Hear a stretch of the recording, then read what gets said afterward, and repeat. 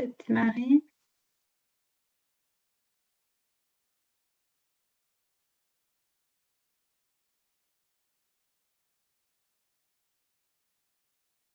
Alors, l'enregistrement a démarré, donc vous pouvez remettre votre caméra si vous le souhaitez, autrement elle est automatiquement désactivée, hein. Voilà. Xavier, ton micro est fermé, on t'entend pas. C'est bon là? Ouais, c'est Bon, tout bon. bon. Autorisé, il faudrait autoriser tout le monde. Bon, très bien. Bah, écoutez, merci beaucoup à vous de votre participation à ce webinaire. Et après le soleil normand qu'on a eu la chance d'avoir ce week-end en profusion, on va continuer avec un autre soleil, le soleil de Grèce, et avec son représentant direct, mon collègue ami Arnaud Zerkovic, qui nous fait le plaisir de nous faire une présentation d'un marché qu'il connaît bien pour y être depuis maintenant quelques années. Et si on a bien sûr en tête des mots comme la feta, l'huile d'olive, les Cyclades, Ulysse, les Jeux olympiques, le Parthénon, eh bien, tout ce vocabulaire, on le connaît bien, mais je vais laisser dès maintenant à Arnaud le soin de nous parler plutôt d'un vocabulaire un peu plus économique et commercial, pour vous donner envie aussi d'export sur ce pays. À toi, Arnaud. Bonjour à tous. Merci beaucoup à Prune et à Béatrice de l'organisation du webinaire, et à toi aussi Xavier, et à toutes les équipes de la CCI Normandie. Je suis très content de discuter avec vous aujourd'hui de 4 marchés en particulier, la Grèce, Chypre, Croatie et Serbie. Je travaille pour le bureau Business France d'Athènes. On est 4 personnes, donc je salue aussi le reste des experts qui sont là, Lucie, Arietta et Anaël. Et donc on couvre à la fois la Grèce, mais Chypre également, et les Balkans occidentaux. Donc le webinaire d'aujourd'hui il a pour but de vous présenter ces 4 marchés et les Balkans occidentaux en plus large, qui fait 9 pays. À la fois la dynamique économique, les opportunités et aussi les façons d'y faire des affaires, parce que c'est presque le plus important, savoir comment les gens travaillent ensemble, et pour savoir est-ce qu'il y a du business à faire pour vous. Ça se veut interactif, donc attendez pas à la fin du webinaire pour poser des questions.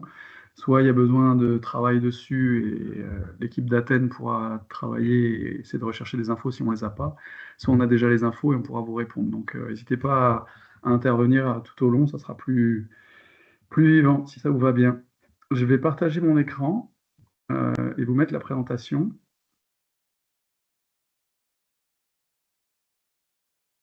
Bien. Alors, est-ce que c'est OK? Ouais. Oui, merci. D'accord. Donc, je ne sais pas s'il y en a qui regardent les dessous des cartes parmi vous, mais c'est une émission que j'aime beaucoup, et ils commencent toujours leurs émissions par sortons nos cartes. Donc, je vais vous montrer une première carte de la Grèce et des Balkans occidentaux, et une deuxième carte de Chypre. Sur la première carte, il y a une erreur. Est-ce que quelqu'un la voit?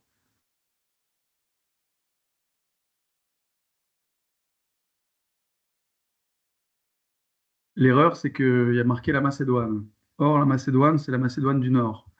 Ça vous donne une illustration de la complexité de ces pays, qui sont un peu l'angle mort de l'export des entreprises françaises, par manque de connaissances, par le fait que ça soit beaucoup de petits pays, et que ça nécessite pas mal de temps à investir pour aller faire du business là-bas. Et c'est pour ça que souvent les entreprises françaises préfèrent aller sur des pays un peu plus larges, où l'énergie dépensée va être peut-être plus rémunératrice. Alors, c'est vrai que c'est des pays qui sont relativement petits bout à bout, mais ils peuvent se prendre et s'aborder tous ensemble, en tout cas sur tout ce qu'on appelle l'ex-Yougoslavie. Donc l'ex-Yougoslavie, ça va de la Slovénie que vous voyez dans le nord jusqu'à la Macédoine du Nord. L'Albanie n'en faisait pas partie, mais c'était un grand pays qui était communiste jusqu'à 1991. Donc aujourd'hui, on va traiter la Grèce, la Serbie, la Croatie, et également Chypre, que vous avez à droite. Donc Chypre, c'est le pays de l'Union européenne le plus à l'est, qui est proche d'Israël et proche du Liban, qui est aussi un pays intéressant, avec, vous le verrez, un peu plus d'1 million d'habitants, et une île qui est divisée en deux, entre sa partie du nord et sa partie du sud. Donc déjà quelques chiffres pour situer. Donc la totalité de la population de ces pays, c'est 22 millions. Donc vous savez, en France, on a à peu près 68. Donc grosso modo, c'est un peu moins d'un tiers de la France. Le PIB, on voit bien que la Grèce est le poids lourd de toute la zone, et que Chypre est un dixième plus petit à peu près. La Croatie et la Serbie ont à peu près le même PIB, mais ils ont une population qui est très différente. Donc c'est là où on voit les écarts de richesse, qu'on verra après. Donc on voit que le PIB, grosso modo, si on le cumule, c'est à peu près l'Égypte ou l'Afrique du Sud, et c'est presque équivalent au Danemark. Donc c'est des pays qui peuvent vous intéresser parce qu'ils sont plus gros, parce qu'ils vous semblent plus pertinents.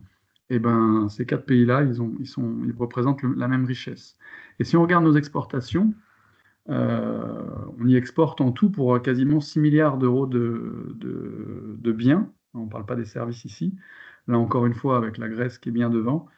Mais bon, si vous regardez, en gros, en France, on exporte pour 550 milliards de biens, donc ça représente à peu près un centième de toutes nos exportations. Alors, dans l'Union européenne, aujourd'hui, il y en a 3 qui y sont déjà. La Grèce, qui est rentrée très rapidement sur volonté de Valéry Giscard d'Estaing, en particulier, en 1981.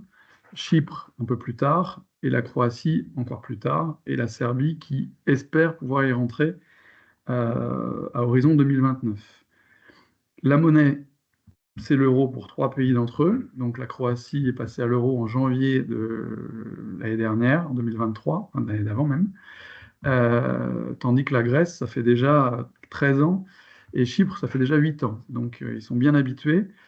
En Serbie, ça ne l'est pas, bien évidemment, on est encore au dinar serbe. Et sur l'espace Schengen, vous avez la Grèce qui l'a rejoint il y a déjà 25 ans, la Croatie également, et Chypre qui ne l'est pas et qui ne le sera pas. Ça fait partie des 2 pays de l'Union européenne qui ne sont pas dans l'espace Schengen. Est-ce que si quelqu'un a le nom de l'autre pays, je suis preneur. Sinon, je vous le donne. C'est l'Irlande. Donc pour des raisons entre l'Irlande du Nord et l'Irlande. Mais c'est aussi dû à l'insularité. Ça a beaucoup moins de sens d'être dans un espace Schengen quand on est une île. Sur les chiffres et sur la richesse, je vous ai mis 2 diapos, enfin deux chiffres. Un chiffre sur les PIB par habitant et un chiffre sur le salaire mensuel net. Donc pour vous donner un ordre de grandeur, pour le salaire moyen mensuel net, on dit qu'en France, c'est à peu près 2600 euros. Donc là, Chypre, qui est le pays qui présente le salaire moyen le plus élevé, on est à 1600, presque 1700.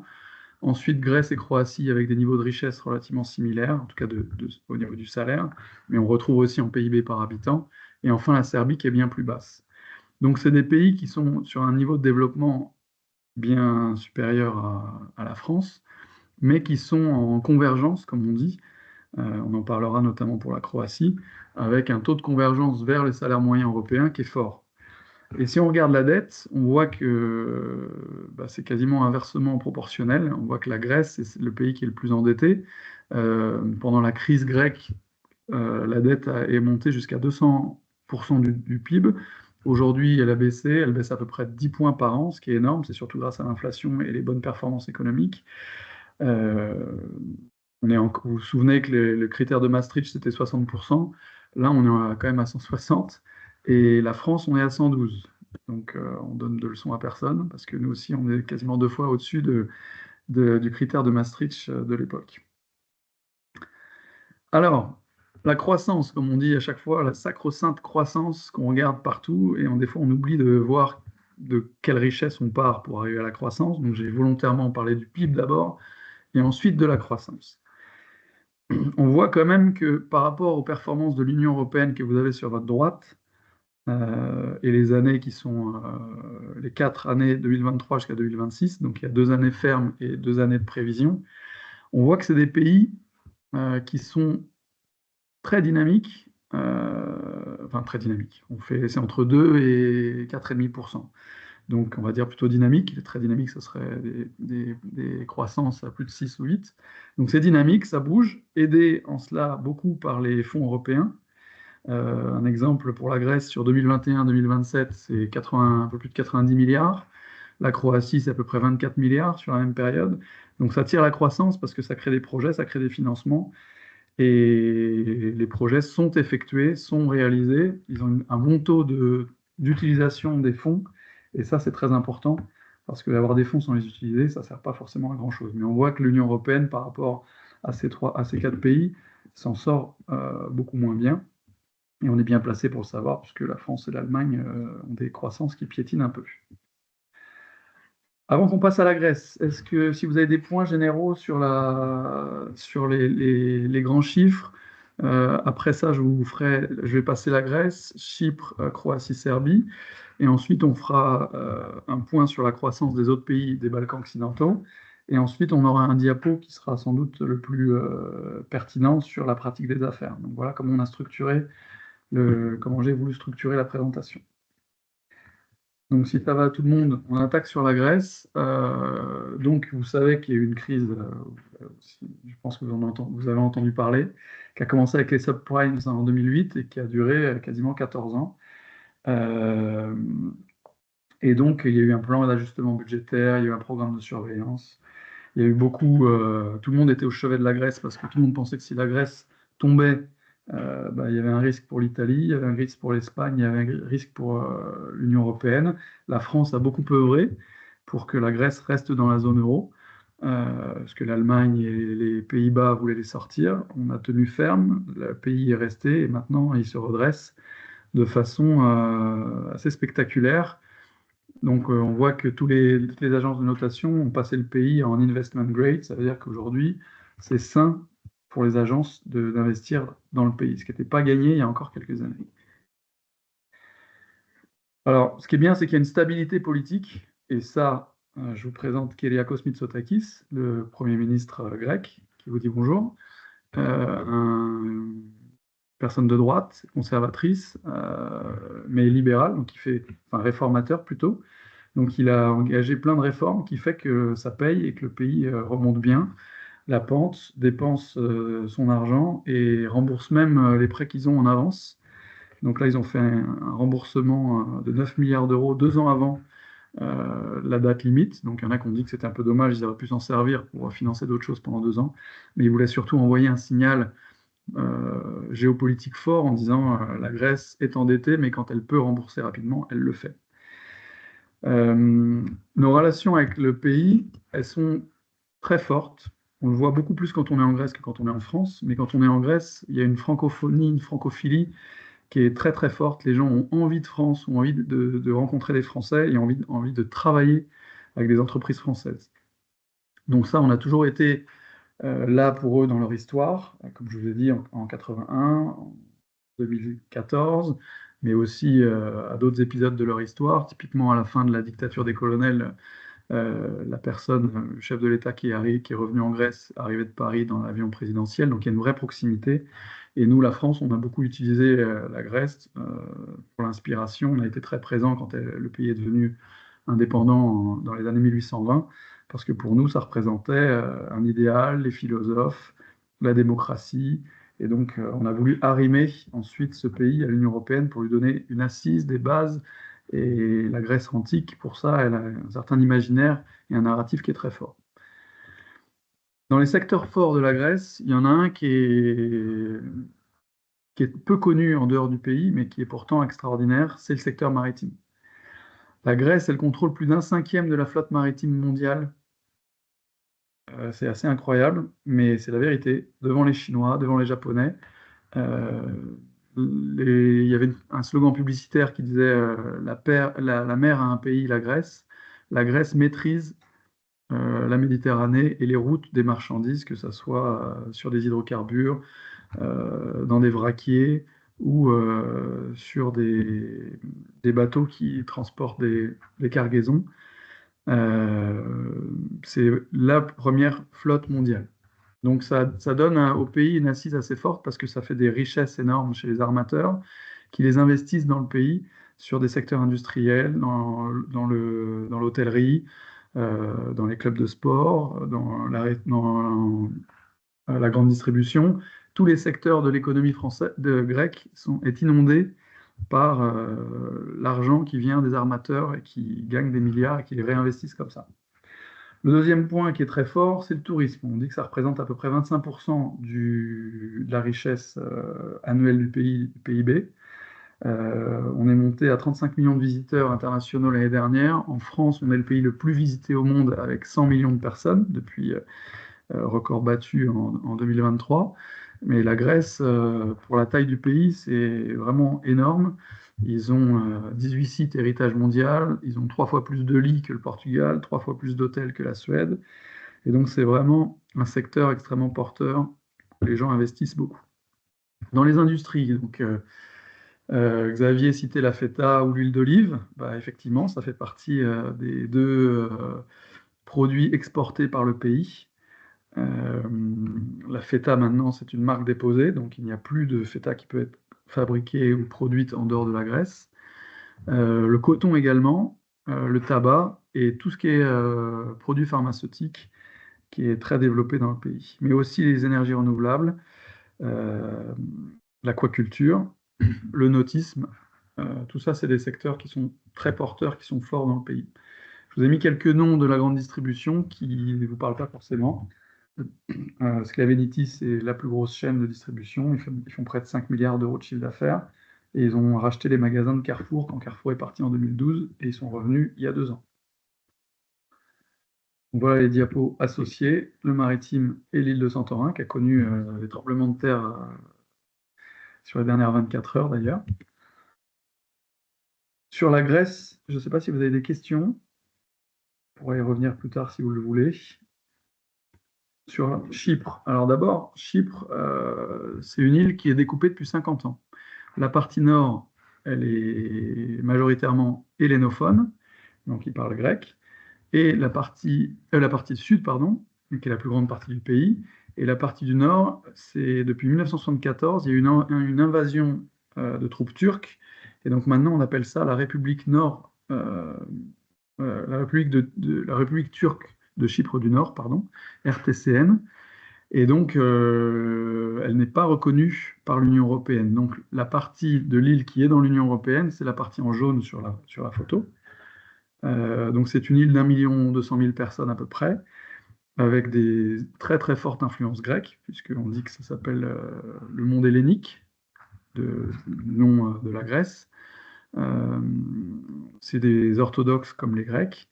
Donc, c'est vraiment des peuples frères. Mais ils ont également beaucoup d'influence turque par le nord du pays, également russe par le lien avec l'orthodoxie, et anglaise parce qu'ils ont été dominés par le Royaume-Uni jusqu'en 1960. Donc, comme je vous le disais tout à l'heure, c'est le membre de l'Union européenne le plus oriental au niveau géographique, et c'est un positionnement stratégique vers le Proche-Orient. Il y a beaucoup d'entreprises européennes qui mettent leur siège à Chypre, pas seulement pour l'attractivité, pour la fiscalité, comme vous le voyez, puisque l'impôt sur les sociétés est à 12,5% cette année. En France, on est à 25%. On était à 32% en 2017. Donc déjà, il a pas mal baissé, mais il est encore doublement supérieur, notre impôt sur les sociétés, à celui de Chypre, qui a joué la carte, comme l'Irlande, comme d'autres pays, d'attirer les entreprises étrangères avec un taux d'impôt sur les sociétés très bas. Donc ça fait qu'il y a beaucoup de gens qui investissent dans le pays pour aussi être proches du Liban, d'Israël et des pays de la Syrie, etc. Donc c'est un pays qui est relativement riche. On a vu que c'était le 12e rang de l'Union européenne en PIB par habitant. C'est une économie de services, essentiellement. Il y a un grand savoir-faire dans tout ce qui est services professionnels, dans tout ce qui est services financiers. Dans les TIC également, c'est un hub où il y a beaucoup d'entreprises qui sont parties s'implanter sur place. Le maritime, ils sont quand même très forts également, puisque c'est la 3e flotte européenne. Le tourisme, évidemment, puisque la météo est très bonne. Donc encore une fois, sur la Grèce, on était à 34, je crois. Là, on est à 4. Et pour les grandes distributions, je vous ai mis également quelques noms pour que vous voyez qu'il y a Métro, par exemple, et Lidl. Sur la Croatie, alors vous avez la carte sur la droite, avec Zagreb, la capitale, qui est dans les terres, et après toute la côte, où il y a une multitude d'îles. Donc quand on parlait de convergence tout à l'heure, je vous disais que ça avançait bien pour pour la Croatie. La Croatie, aujourd'hui, elle est à 78% du niveau de vie de l'Union européenne. Elle a grimpé quand même de près de 20% en 10 ans. L'année prochaine, elle devrait passer à 80%. Et ça, pour des pays qui rentrent dans l'Union européenne, c'est la valeur cardinale pour dire est-ce qu'on avance ou pas. Parce que si l'Union européenne devient plus riche plus rapidement que les pays, bah, il n'y a pas de sentiment de rattrapage. Et donc pour eux, le sentiment d'être dans l'Union européenne est malheureusement pas suffisamment favorable. Et des fois, ça peut se retourner aussi au niveau politique. Le tourisme, donc c'est près de 20 millions de touristes sur 2023. Sur les secteurs industriels, donc on a la machine, les équipements, l'automobile et tout ce qui est chimie pharmaceutique avec un grand nombre de sociétés et la grande distribution des sociétés que vous ne connaîtrez pas forcément. Et dans les entreprises à suivre, vous avez Rimac, par exemple, qui est une entreprise d'industrie automobile qui a racheté Bugatti, qui est français, et qui développe une voiture sans conducteur qui devrait sortir dans pas longtemps. Donc c'est une société très innovante. Infobip, c'est le leader mondial des plateformes marketing multicanaux. Donc c'est une société croate. Lina, c'est la société de pétrochimie. Donc il y a des grandes entreprises dans le pays. La Serbie, c'est sous influence, sous 3 influences. On va en parler. La première chose, c'est que l'adhésion à l'Union européenne, ça serait le Graal pour eux. Aujourd'hui, on est 27, donc le Monténégro espère pouvoir rentrer en 2027, peut-être l'Albanie en 2028 et peut-être la Serbie en 2029. Ça dépendra de leur progrès et de l'acceptation par les peuples et par la Commission européenne, mais en tout cas, c'est leur but. Il y a eu un accord de stabilisation et d'association avec l'Union européenne qui permet à beaucoup de produits serbes d'entrer dans l'Union sans droit de douane. Donc déjà, c'est comme si l'Union européenne elle faisait un petit peu partie de l'Union. Il y a beaucoup de réformes qui sont très salutaires. Le FMI est très proche du pays pour essayer de les aider. Et quand je vous parlais d'influence, c'était effectivement l'influence, un peu comme à Chypre, l'influence russe, de par l'orthodoxie. Et par l'histoire, parce que c'est 2 peuples qui ont été très liés et qui se sont toujours protégés. En tout cas, la Russie a toujours protégé la Serbie, ou essayé. Et chinoise. Donc la Chine a des alliés en Europe. Premièrement, la Hongrie.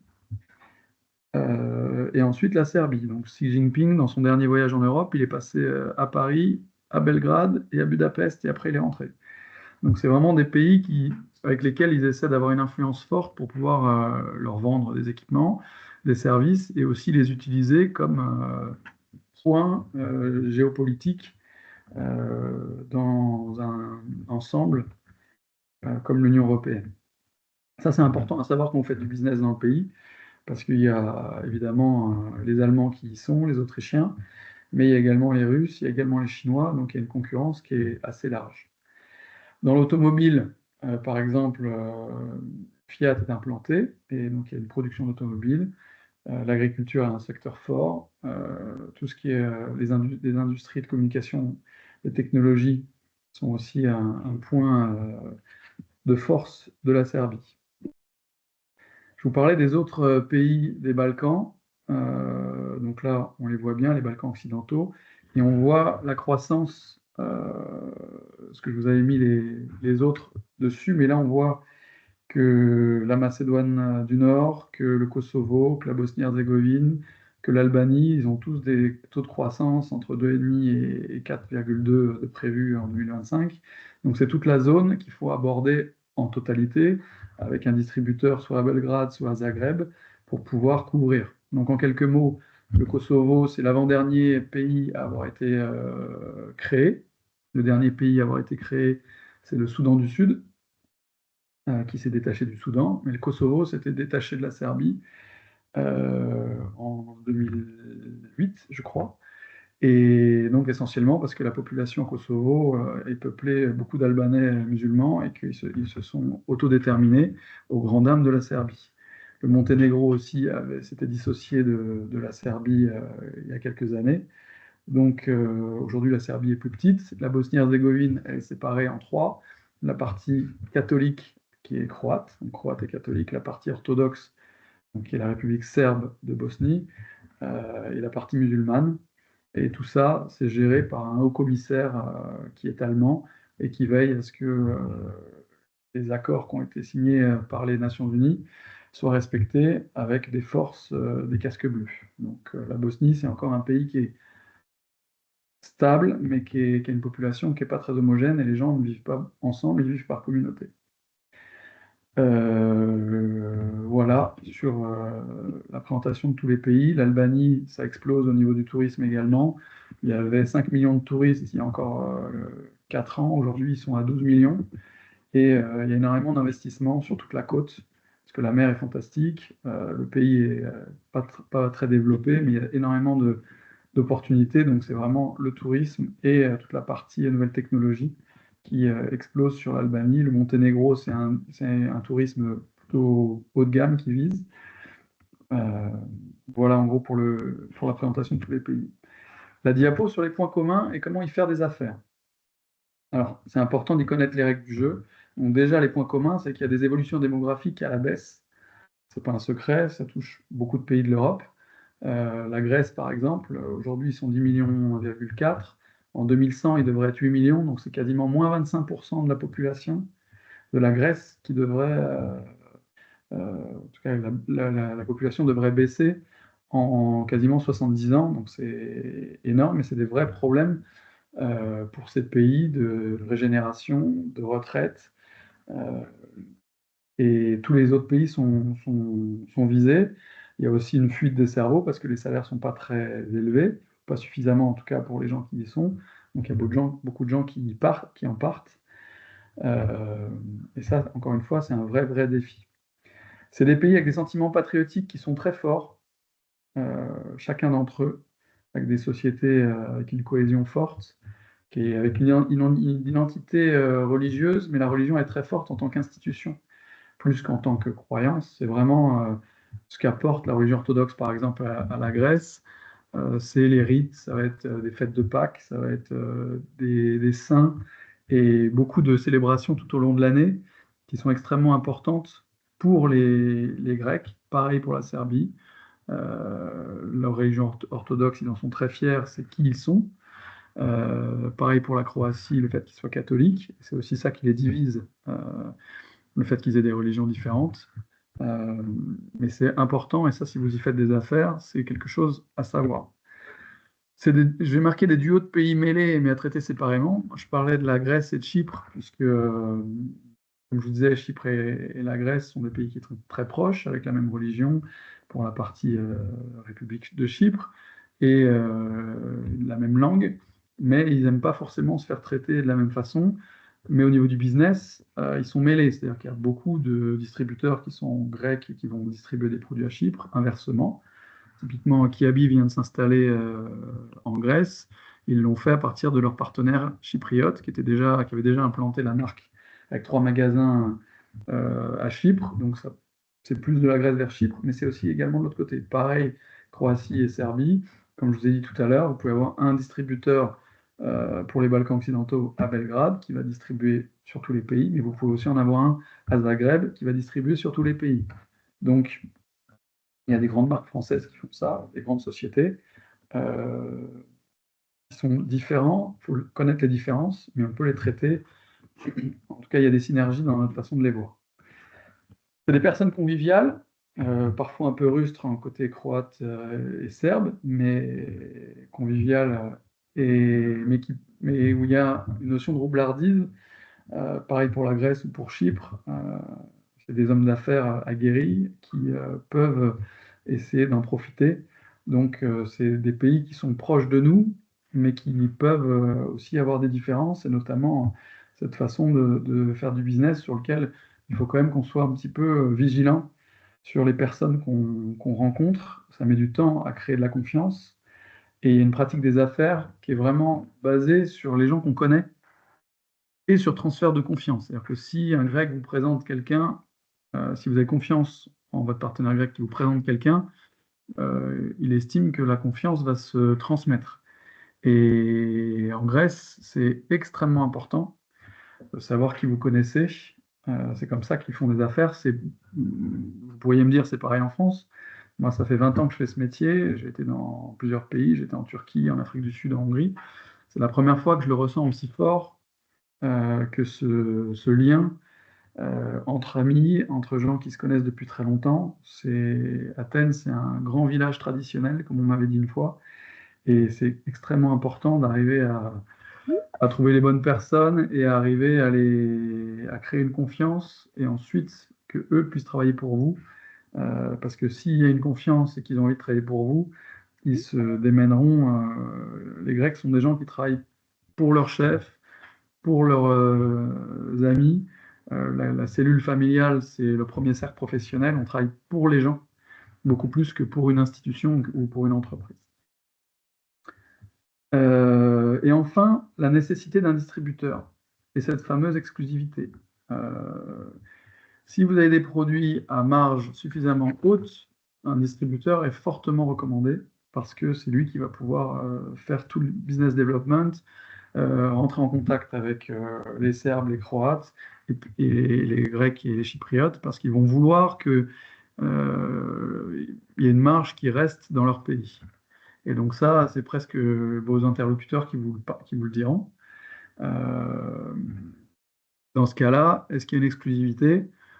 C'est souvent une bonne idée de la donner pour tester parce que ça donne un gage de confiance et que c'est des pays qui ne sont pas très grands, à l'exception peut-être de la Grèce avec un centre quand même économique à Thessalonique au nord qui est quand même assez important, où là on peut donner une exclusivité pour le sud du pays et une autre pour le nord par exemple, mais sinon les autres pays ne sont pas suffisamment grands pour pouvoir diviser le pays en distribution. Donc ça, c'est vous qui voyez par rapport à vos habitudes, mais nous, s'il y a une demande d'exclusivité et s'il y a un début de confiance, ça peut en rajouter. Et si on se donne un contrat d'un an, eh ben, on peut voir au bout d'un an faire les soldes, enfin faire les comptes, et puis voir si le compte est bon ou alors si on préfère en changer. Sur les produits à faible valeur ajoutée, pas à faible marge plutôt, là, c'est sûr que prendre un distributeur, ça augmente tout de suite. Donc, pour la grande distribution, par exemple, vous avez beaucoup de produits qui se vendent en direct à la grande distribution, mais il y a aussi encore des produits qui se vendent à travers des distributeurs. Donc, c'est pour ça que les produits sont relativement chers, en tout cas en Grèce, par exemple. Si on regarde la différence de prix par rapport à la moyenne de l'Union européenne, elle est de 80, la moyenne des prix en Grèce, c'est 87% par rapport à la moyenne de l'Union européenne. Donc c'est très proche. Les prix sont élevés parce qu'il y a encore beaucoup d'intermédiaires, beaucoup de gens qui prennent une distribution avant de vendre à la grande distribution, ce qui fait que les gens payent cher. Mais c'est des pays qui sont faits comme ça. En tout cas, il y a une sorte de rente. Et donc ça, c'est important pour vous de le savoir. Parce que dans votre façon de faire des affaires, il faut que vous le sachiez. Vous pouvez passer en direct, ça peut marcher, mais des fois, il y a besoin d'avoir un partenaire, et ça, on peut en discuter pour savoir ce que nous, on en pense, et ce qu'on peut vous conseiller. La dernière diapo, c'est sur les modalités d'appui de la Team France Export sur ces pays. Donc, le bureau d'Athènes, il intervient en direct sur, bien évidemment, la Grèce et bien évidemment Chypre. En revanche, sur la Croatie, on a 2 partenaires référencés qui accompagnent l'entreprise française. La Serbie, on a un partenaire référencé. Et sur les autres pays, en Albanie, on a un partenaire recommandé et en Monténégro également. C'est des gens qui travaillent bien. S'il y a besoin de faire un point particulier sur ces pays, on vous mettra en contact et ils connaissent leur marché, ils préparent les entretiens et ils peuvent vous donner des informations marché. Est-ce que ça vaut la peine pour vous d'y aller ou pas? C'est ça qui est un peu le nœud et la chose importante. Donc, je vous remercie de votre attention. On a fait une demi-heure. Je ne sais pas si vous avez des questions, qu'on puisse échanger. Je sais qu'après, il y a un certain nombre d'entreprises qui ont demandé des rendez-vous. Il y en a 4 pour lesquels on a préparé des éléments. Et il y avait 6 autres entreprises qui voulaient suivre le webinaire. Vous. Donc, si vous avez des questions, ça sera avec grand plaisir. Oui, on a une question de Madame Bricheux, allez-y. Oui, bonjour. Moi, j'en avais une parce que vous disiez que la Grèce avait un lien très fort avec la France. Est-ce que les produits alimentaires made in France ont une grosse valeur ajoutée du fait de ce lien ou pas forcément? Oui, parce que effectivement, tout ce qui vient de France a une saveur particulière, dans le luxe, dans l'alimentaire. J'ai envie de dire avec une limite de prix, parce que les Mhm. produits français, il y en a beaucoup qui sont dans la grande distribution. Vous allez même pouvoir trouver de la raclette, par exemple, en D'accord. hiver, ce qui est quand même pas courant. Mais il y a justement cette affection, et on sait que la raclette, ça vient de la France. En revanche, dès que les prix sont un peu au-dessus, ensuite on passe sur des magasins qui sont de l'épicerie fine, où là c'est réservé à des gens à Athènes, à Pas plus de Thessalonique, moyens. dans les îles. En fait, après les montants peuvent grimper assez vite. Vous êtes de la Flagrie? Non, Normandise. La Normandie, d'accord. Ouais. Donc, nous, on fabrique Euh, l'aliment humide pour chiens et chats. ouais. On a rendez-vous tout à l'heure pour en Exactement. parler. On a préparé les éléments d'information. Mais oui, même, enfin, après pour les animaux, c'est différent, mais le label France a du charme. Mm. Euh, je peux vous donner deux exemples. Quand on a été voir, donc avec Arietta qui nous écoute, la plus grande chaîne de distribution grecque, Sklavenitis, ils nous ont accueillis avec les drapeaux français sur leur D'accord. table. Quand on a été voir une société industrielle, le patron, il a mis sa chemise avec un liseré bleu, blanc, rouge sur lui. Il était ravi, il était hyper content de voir l'ambassade de France et la France. Et à chaque fois, ils nous disent à quel point c'est important pour eux parce que Mhm. les liens sont forts entre les pays. Il y a un partenariat stratégique qui a été signé il y a 3 ans qui dit que si un pays attaque la Grèce, la France entre en guerre automatiquement et inversement, mais c'est plutôt pour protéger les Grecs des Turcs. Mhm. Et donc, ils disent souvent que les Allemands, c'est un mal nécessaire, mais que les Français, c'est dans leur cœur. Après, pour faire du business, ça ne veut pas dire que c'est avec vous qui vont signer, parce que c'est quand même des hommes d'affaires et des femmes d'affaires. Mais en tout Mhm. cas, on part avec un coup d'avance. Et En après, étant il français. faut savoir D'accord. l'exploiter après. Merci beaucoup. On comprend, Arnaud, qu'il va falloir qu'on t'envoie plutôt des drapeaux normands, parce que les drapeaux français, c'est bien, mais voilà, on va t'envoyer quelques petits drapeaux normands aussi. Ben, normalement, partout où on va, dans tous les stades, il y a toujours un drapeau breton. Mais Ah normand, ouais? c'est pas toujours. Heureusement, vous êtes un peu plus discret. Oui, il y a une question. Monsieur Salé. Oui, bonjour, oui, vous m'entendez? Oui. Oui, Oui. je suis l'entreprise Covance. Nous travaillons dans le domaine du bâtiment second œuvre, hein. On fournit et on fabrique et on fournit à l'étranger des produits du bâtiment.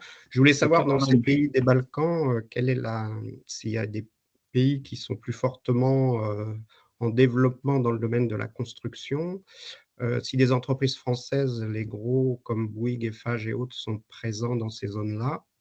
Et puis, j'ai eu l'occasion de faire un essai sur un projet à Chypre et on s'est trouvé en concurrence face à des produits turcs et des produits chinois très, très compétitifs. Donc, la compétition de prix est très dure. Donc, est-ce que c'est la même chose dans tous les Balkans ou c'était spécifique à Chypre un petit peu? Alors, les sociétés françaises y sont présentes notamment sur des concessions, euh, un peu de la construction, mais pas beaucoup, parce qu'effectivement, les prix sont tirés vers le bas. Ils ont leur propre société de construction. Donc, la construction, c'est toujours un domaine dans lequel c'est compliqué pour les sociétés étrangères d'arriver, parce que chaque pays a ses sociétés. Donc, en fait, ils vont plutôt faire des accords de partenariat pour travailler ensemble. Euh, Effectivement, vous aurez des marchés pris, mais beaucoup moins qu'à Chypre, parce que vous avez aussi, et c'est des pays sur lesquels les Autrichiens, les Italiens se positionnent, et ils arrivent à vendre un certain niveau de prestation. Donc vous aurez beaucoup moins ce problème. Les Turcs sont beaucoup moins agressifs et présents sur les marchés des Balkans occidentaux. Parce que pour la Turquie, leurs enjeux, c'est beaucoup l'Afrique en ce moment, c'est beaucoup Chypre, et puis toute leur partie Asie mineure aussi, qui sont là où ils veulent étendre leur influence, et que les Balkans occidentaux, ils protègent un peu leur marché. Donc, vous avez des produits qui sont des cadres en alu, c'est ça pour les cloisons de bureau. Donc après, il faut voir par rapport à vos tarifs. Je ne sais pas si vous arrivez à vendre sur des pays comme le Portugal, comme la Hongrie, comment vous êtes sur de la compétition. Quand il y a de la concurrence, il y en aura, mais vous pouvez vous en sortir si vous avez une différence d'innovation, ou en tout cas de qualité de produit. C'est des pays qui seront à l'écoute et sur lesquels il y a une possibilité de se positionner. D'autant plus qu'il y a beaucoup de financements européens, comme je vous ai dit, ce qui fait que les tarifs sont moins serrés.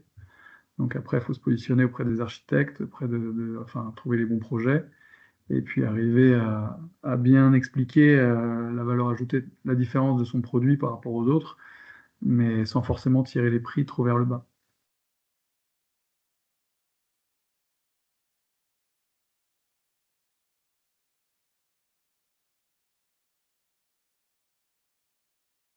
Merci Arnaud. Est-ce qu'il y a d'autres questions?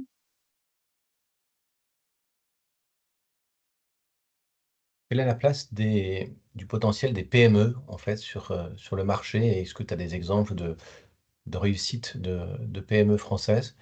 Et par quel biais justement ils ont réussi à s'implanter ou à se développer sur place, si tu avais quelques exemples? Oui, alors il y a de la place pour les PME. Évidemment, en Grèce, par exemple, il y a 150 entreprises françaises, une majorité de TI. Mais les entreprises que nous, on accompagne, c'est plutôt des PME, soit qui font déjà un petit peu des affaires, 20-30 000 euros, mais quand on les a au téléphone, ils nous disent, bon, quand je leur dis, on leur pose la question, est-ce que vous pouvez faire plus? Ils nous disent, bah oui, on pense. Et du coup, on va leur chercher des distributeurs, d'autres distributeurs peut-être, sur d'autres zones, notamment le Nord, par exemple, ils arrivent à grandir. Donc, on a eu des sociétés dans la cosmétique qui ont bien fonctionné, qui ont pu augmenter leur chiffre d'affaires en trouvant soit des nouveaux distributeurs, soit en prenant des complémentaires. Donc ça, c'est un exemple, par exemple, d'une société bretonne, Talion, qui fait des cosmétiques pour les spas, qu'on a accompagné dans la recherche d'un distributeur, et leurs chiffres ont vraiment augmenté, donc, parce qu'ils ont réussi à avoir la bonne personne qui les a connectés, qui était connectée et qui a pu ouvrir les portes, et donc ça a eu un effet démultiplicateur. Mais on a aussi travaillé avec des sociétés qui faisaient du coffrage, par exemple, qui travaillaient avec Bouygues sur la Grèce, une société savoyarde donc Bouygues a un contrat sur la Grèce. C'est une tour d'un des plus grands projets grecs actuels, 14 milliards d'euros de d'investissement. C'est l'ancien aéroport qui est complètement transformé en Smart City. Donc c'est le deuxième plus gros projet à l'heure actuelle en Europe après le Grand Paris. Et donc là, il y a des fonds énormes. Donc même pour vous,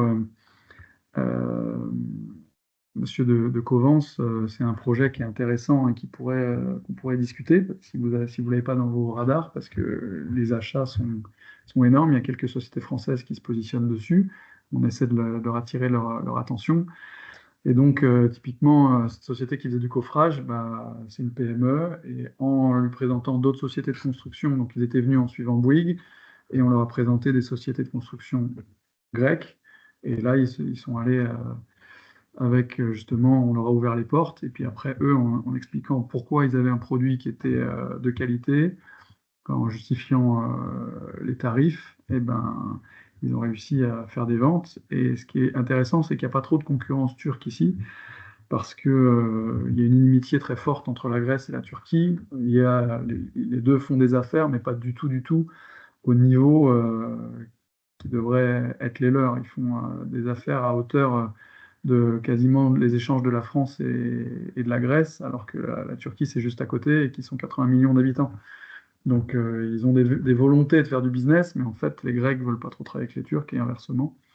Donc, on est assez protégé, et sur les marges ici sont assez hautes. Donc, il y a des possibilités assez fortes.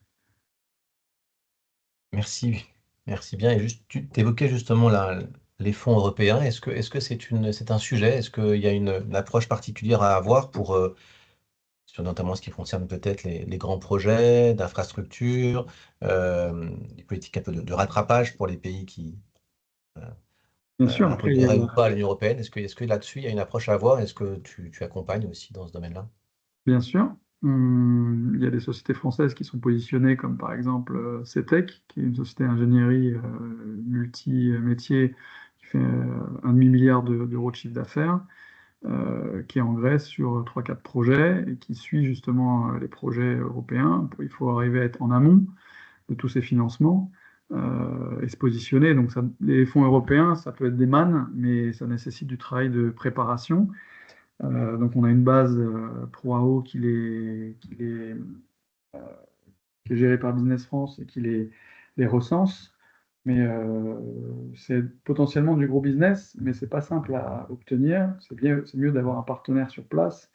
Donc en fait, chaque société française a intérêt à avoir un relais, que ce soit un distributeur ou un partenaire, quelqu'un avec qui connaît et qui peut suivre les appels d'offres et qui peut aider à se positionner. Parce qu'il y a aussi des fois des appels d'offres qui sont en grec ou en serbe, qui ne sont pas forcément faciles, qui facilitent plutôt la vie de ceux qui sont déjà implantés. Et donc c'est très intéressant, mais il y a des contraintes et il faut arriver à y passer du temps et à dédier de l'énergie pour pouvoir arriver à les obtenir. D'accord, merci. La langue anglaise n'est pas un souci pour personne. Tout le monde tous les échanges se font en anglais, il n'y a pas de souci. Tout se fait en anglais. Avec tous ces pays de la zone, nous, sur la Grèce, il est arrivé très rarement qu'on ait besoin d'un interprète, quasiment jamais. Chypre, c'est complètement anglophone. Je pense que peut-être sur la Serbie, ça serait le pays où il y aurait potentiellement des entreprises intéressantes qui ne maîtriseraient pas complètement. Et encore, la nouvelle génération, si ce n'est pas le grand patron qui maîtrise, ça sera ses employés et la communication pourra être faite de façon fluide. Mais j'ai envie de dire, c'est plus la Serbie qui poserait un sujet au niveau de la langue. Et encore, ça se rattrape très très fortement. Mais la Serbie, c'est comme tout le reste des Balkans occidentaux, c'est des langues slaves, donc ils sont proches du russe, ils ont toujours été sous influence et très proches. Donc le changement avec l'anglais s'est fait sur les 25 dernières années. Mais là, toutes les nouvelles générations sont extrêmement mondialisées avec les niveaux d'anglais parce que les pays sont trop petits, donc ils savent très bien qu'il faut parler anglais, ils regardent des films en anglais, sous-titrés, donc il y a eu un changement sociologique très fort. Et même si on n'est pas encore complété sur la Serbie, sur le reste, on est déjà bien avancé.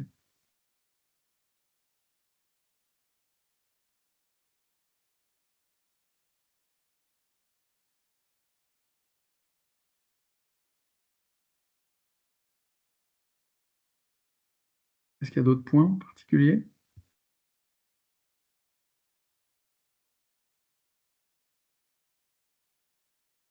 On ne dirait pas.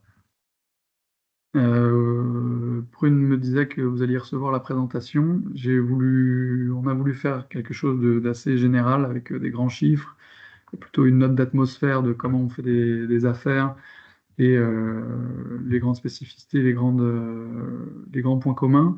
Ensuite, après, pour faire du business, c'est chacun vos métiers différents. Donc, effectivement, on parlait de Covance, qui est beaucoup plus dans la construction, la dynamique de construction qui sont dans ces pays. Donc, moi, je n'ai pas regardé les chiffres, mais c'est des choses qu'on peut regarder pour que vous puissiez comparer avec les pays que vous visez et pour savoir est-ce que ça vaut la peine d'investir de l'énergie, c'est-à-dire du temps et de l'argent sur ces pays-là. Il faut que pour vous, vous ayez des critères, des chiffres qui vous donnent des images et des idées. On n'a pas pu s'occuper de tous, mais si vous avez besoin en particulier des besoins, typiquement, je pense à Chaperon, le ménager qui faisait les clôtures électriques, ça serait plutôt sur la partie agriculture. Donc on peut aussi regarder pour vous permettre d'avoir une photographie et de savoir est-ce que ça vaut la peine pour vous d'investir de l'énergie. Donc pareil pour les autres entreprises qui devaient être là. Je ne sais pas si la Flagrie ou d'HC était là ou Club, mais n'hésitez pas à nous contacter.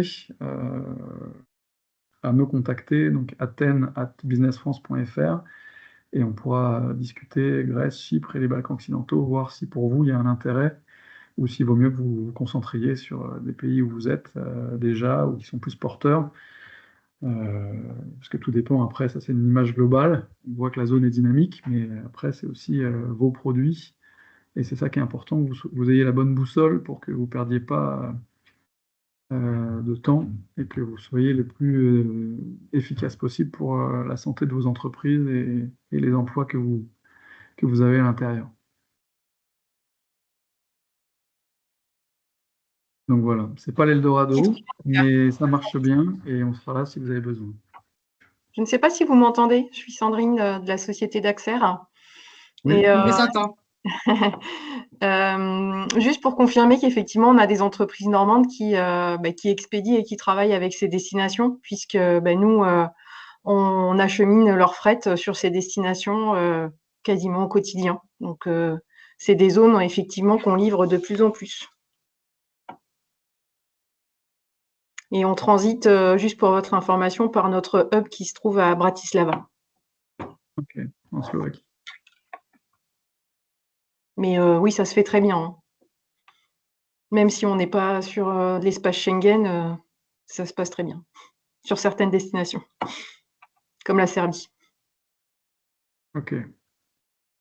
Merci beaucoup de l'info. Effectivement, je connais bien Talion et j'utilise leurs produits. Et c'est une très belle marque. Donc, je suis ravie pour eux. Eh ben, nous aussi, parce que du coup, ils sont venus et puis ils nous ont donné des échantillons, donc Ouais. on a pu tester aussi. Même Et si ils sont les- dans le Finistère Nord, exactement. Ouais. Donc c'est un exemple, mais voilà, ils vont passer de 20 000 à 50 000 euros par an. Donc encore une fois, c'est pas Eldorado, on parle pas de la Chine, c'est pas les États-Unis, mais déjà si vous avez des courants d'affaires sur des pays comme ça qui sont stabilisés avec des bons partenaires, ça vous permet d'avoir des commandes et puis mapper petit à petit l'Union européenne. Donc c'est des zones où on peut livrer en camion, donc c'est plus simple. Et puis on paye en euros aussi, ça facilite. Donc voilà, si vous avez des envies de travailler sur ces pays, n'hésitez pas, on sera là et on fera le maximum pour vous permettre de gagner. Super. Merci Arnaud. Oui, merci à tous pour votre présence et à Merci Arnaud beaucoup. pour cette information. C'était Et à très bientôt. instructif. Merci pour ça. Merci. Voilà. À bientôt à Athènes, on espère. Voilà.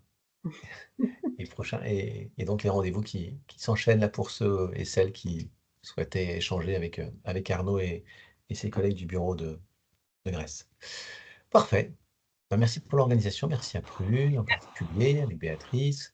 Et puis, merci Arnaud, merci à tous. Et puis si on voit qu'il y a un intérêt vraiment croissant que vous nous exprimez vis-à-vis de ces marchés, on pourra même envisager, si vous le souhaitez, de programmer une mission normande dans les prochaines années, comme on en a cette année sur le Vietnam, le Japon, la République démocratique du Congo, le Canada et la Colombie. Donc voilà, à vous de nous dire s'il y a un besoin de coordination et de mission collective normande pour que notre drapeau normand aille se hisser tout là-bas avec des programmes individuels et aussi du networking que l'équipe d'Arnaud nous fera, je le sais, très bien dans ce cas si on le sollicitait. Ou sinon, en prestation en accompagnement individuel. Très bien. Merci beaucoup pour cet éclairage et puis bon après-midi à tous. Au revoir. Merci, Merci bon à après-midi. tous. Au Merci revoir. beaucoup. Au revoir.